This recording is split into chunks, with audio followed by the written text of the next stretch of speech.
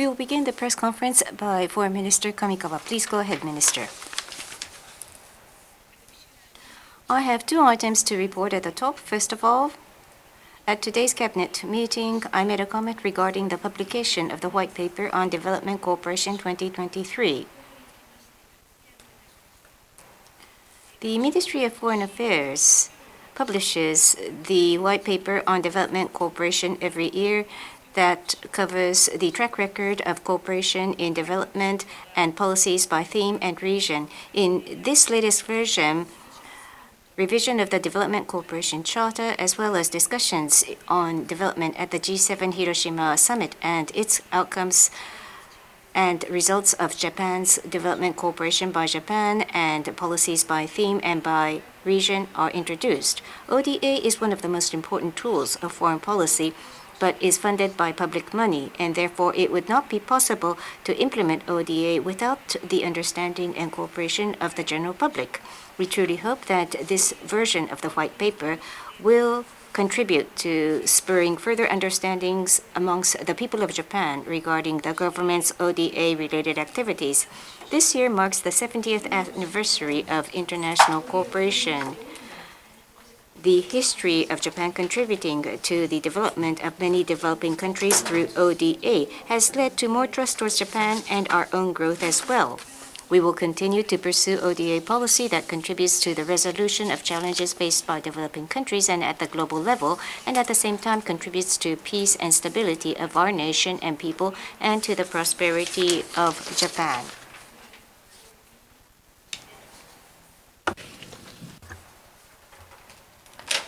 Next, second item about participation in the Cyprus Marine Corridor for humanitarian support.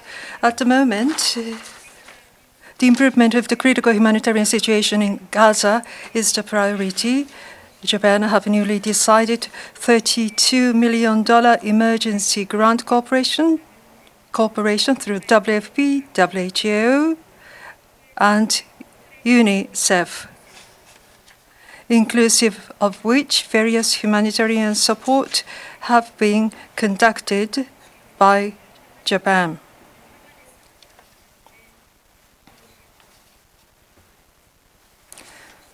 Against this backdrop, stable delivery of humanitarian support supplies has become one of the major issues. To improve that, Cyprus, the United States, UAE, and others are working to deliver humanitarian support supplies by the sea. Japan welcomes and supports the initiative as it contributes to the expansion of the humanitarian aid transport to Gaza. Also, to contribute to this initiative, Japan has been communicating with relevant countries about actively studying as to what concrete cooperation is possible. And will continue to closely collaborate with relevant countries and to improve the humanitarian situation in Gaza. That's all from me. Those of you with questions, please raise your hand. When your name is called, please go to the microphone, identify yourself and your affiliation, and proceed to your question. Kamiyama-san of Yomiuri Newspaper. Kamimura of Yomiuri Shimbun. I have a question regarding election of the ICC president. Yesterday, Judge Akane Tomoko has been elected as the president of ICC based in Hague, the Netherlands, for the first time as a Japanese citizen.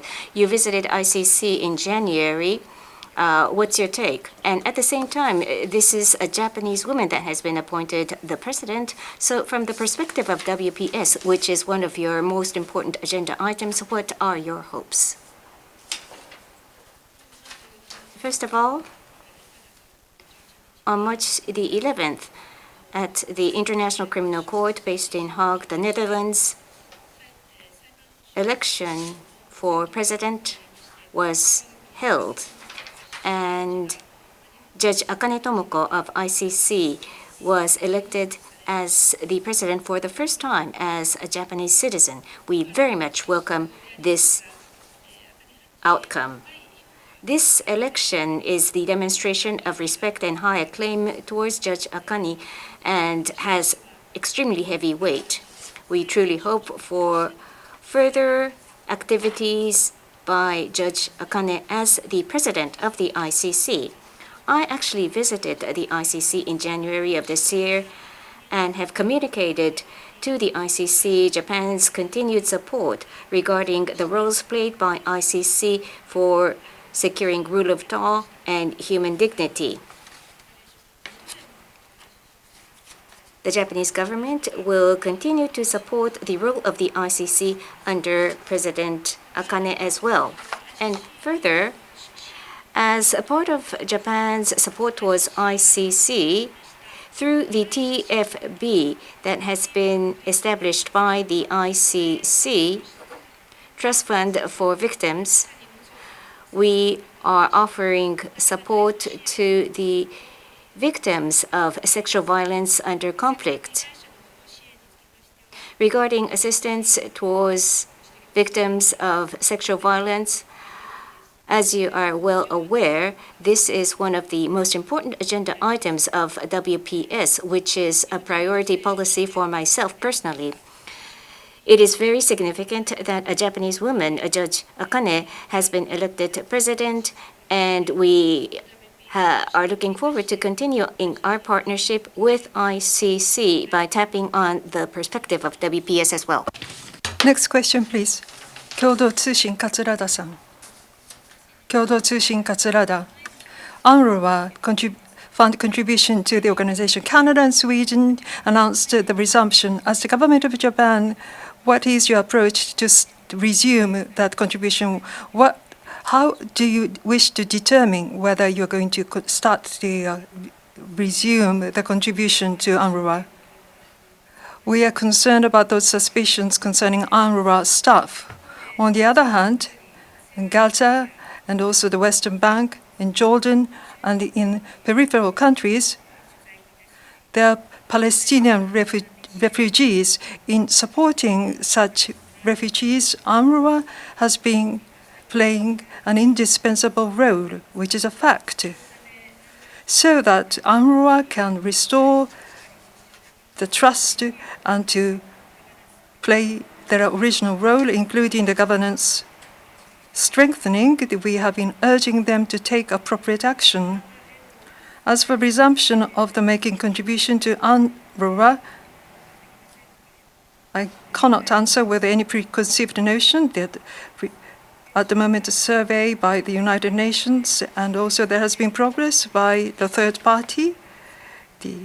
And UNRWA themselves are trying to improve governance, and we will have to see how we will respond to this. And from this perspective, the United Nations and UNRWA themselves, and with relevant countries, we are continuing close communication, and we would like to respond to them without fail.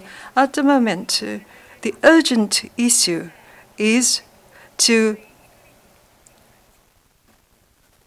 deliver what is needed: food and healthcare, and especially concerning these matters and involving women. Again, it has to be delivered as soon as possible without waiting for the results of the investigation through various organizations. We have decided to implement the emergency humanitarian grant in aid, and so that it will be implemented based on the decision we have been working. And as I've been saying repeatedly, the WFP, WHO, and UNICEF, through these organizations, $32 million worth of emergency humanitarian grant in aid has been decided, and we would like to do this to many women and children. We would like to make sure that humanitarian support will reach them. We understand that this is a very important issue, and also to ensure the environment that allows humanitarian support, I will be tenacious and proactive in making diplomatic efforts. Next question, Mr. Asahari, Pan Orient News. Thank you, Khaldun Azari, Panel News. Several European countries, Germany, Spain, and Belgium, for example, are now planning or even started to ban entry of extremist Israeli settlers. And will Japan follow suit and ban entry of those extremists from Israel to enter Japan? Thank you.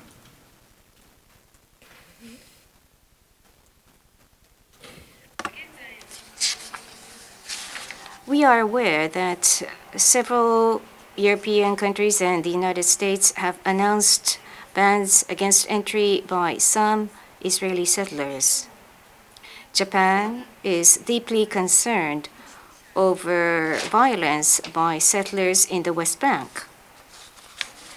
Repeatedly, on various occasions, Japan has explained our position that Israeli settlement activities are in violation of international law and undermine the viability of a two-state solution. Based upon such position, we have been strongly urging the Israeli government to completely freeze settlement activities. And most recently, on March the 8th, Foreign Press Secretary's statements was issued demonstrating our deep regret regarding the announcement by the Israeli government regarding the settlements, and we will continue to take such necessary response. Violence by extremist Israeli settlers is absolutely unacceptable, and we will continue to clearly demonstrate our position as such and study what kind of response would be most appropriate. And we will also continue to approach the Israeli government to take proper action. So we will continue various policy responses. Next question, please. Meljan Furkan-san, please, from Anadolu, Turkey. Meljan from Anadolu. About the Gaza situation, I have a question. US President Biden said that more than 30,000 Palestinians were killed in Gaza, most of whom were not Hamas members.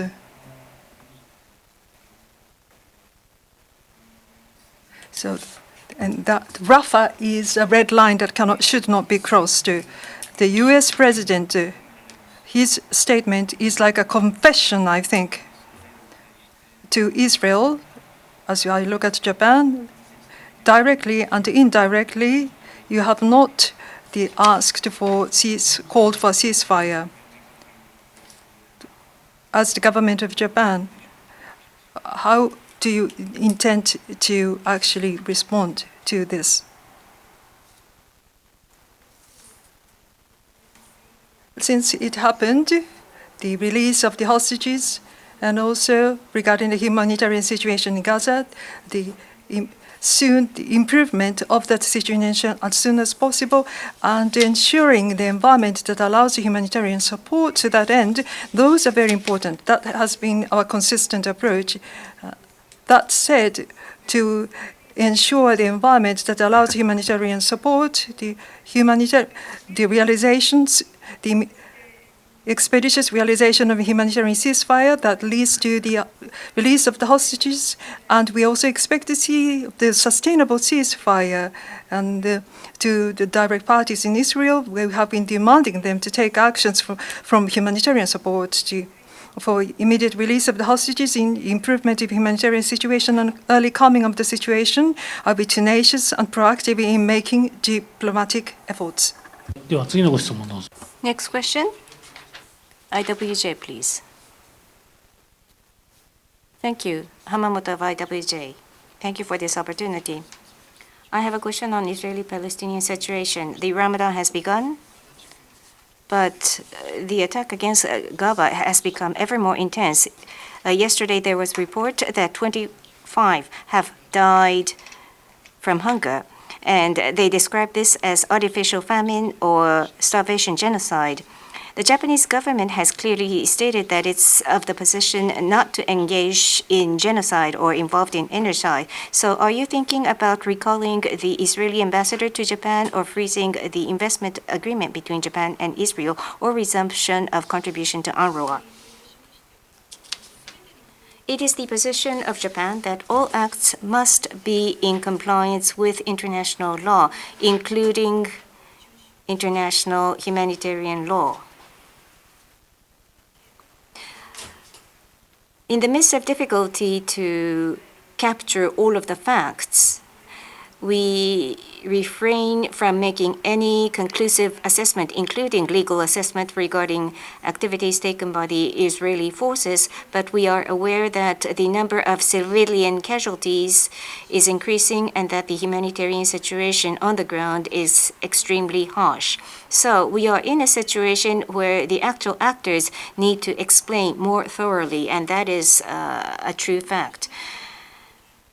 Japan will continue to ask the actors in order to secure an environment that enables humanitarian assistance to realize promptly humanitarian ceasefire that leads to the release of the hostages, that eventually leads to sustainable ceasefire, and call upon the actors to immediately act based upon humanitarian perspective.